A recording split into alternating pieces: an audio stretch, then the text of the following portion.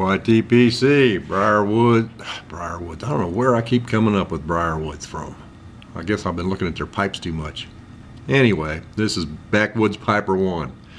This is a little VR for Timberdrifter. A few days ago I was watching one of his videos and it was on, he was doing talking about some axes that he had gotten somewhere and was doing a little work on them. Oh yeah, for housekeeping. Getting ready to stop smoking my little Bantam. And in it I've got some Lane, I don't know if you can see that or not, Lane BS 005. It's an English blend, Latakia and Virginia. Anyway, I was telling him, I commented and told him that I had the maker of the axe was a Plum, and he was talking about one of them happened to be a Boy Scout axe, and it made me think I've got one of those Boy Scout axes, and I was in the Boy Scouts back in, and I got this axe brand new in 1968, and I've still got it. Over the years I kind of destroyed the sheath, so I made a new sheath, and he was kind of interested in seeing the thing. So let me fire my pipe up here and I'll get to showing you this. If I can get my lighter to light. There we go.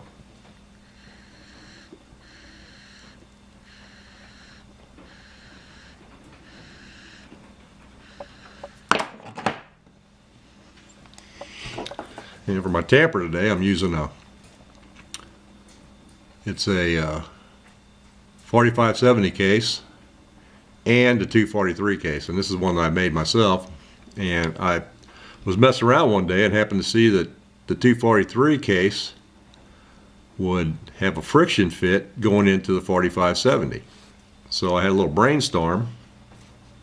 I thought, you know, I think I'd make a little poker in there too. So I made a little poker to go in the end, and I glued it in there with some epoxy, and yeah, I thought it was pretty neat. Anyway, on with the thing. Well, this is the axe, and this is the sheath I made. Nothing fancy by any stretch of the imagination. A little story about the sheath, though. You can see those rivets in there. Those are copper rivets, and I got those copper rivets. They were my grandfather's from, oh, Lord only knows when. It had to be sometime between 1900 and, you know, 20s, 30s, 40s. I'm not sure exactly when he got them or even what he used them for. But when I made this thing, I thought, you know, that would be the perfect thing to hold all this together. Just because it was my grandfather's, you know, copper rivets. So anyway, so I cut this out of a piece of leather, and here's a piece of leather I used. I've had this piece of leather for a long, long time, and it was a rather large piece. And anyway,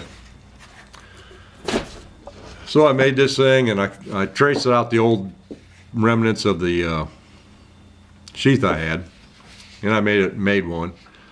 And in the process, I had basically forgotten to put some kind of a snap on it because I didn't have any way to put a snap on. So I took another piece of leather, cut a slot in it, and I put that button there is off of a pair of military fatigue pants.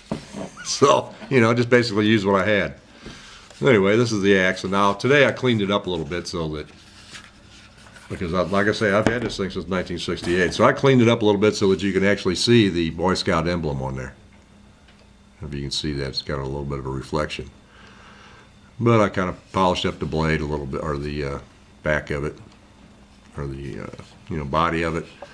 Polished off the back of the thing because evidently somewhere in my youth I was using it as a hammer. And also on the handle, this is the original handle. And when I got this thing, now my dad, so if I lost it or something like that, somebody would know who it belonged to, he took a wood burner and he put my initials in it. So, and yeah, I've had this thing forever. It's hard to think. Back in 1968, I was only 11 or 12 years old. I guess I was 12. Yeah, I was 12. Because I'm 62 now. And anyway, I just thought I'd do a little, show this to Timberdrifter. I know he was kind of interested in it. And but yeah, that's about all the story I got for this thing. I mean, I remember when I was in the Boy Scouts, I worked real hard because you had to get this little card.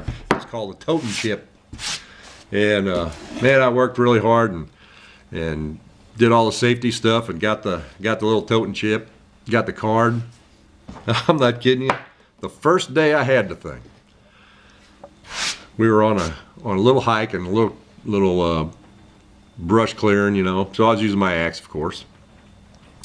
Well, a scoutmaster come over after I got done cutting up some brush, and he goes, "Oh, that's a pretty nice little axe. Let me see it." Or can I see it? And I said, "Sure." And I handed it to him, blade first.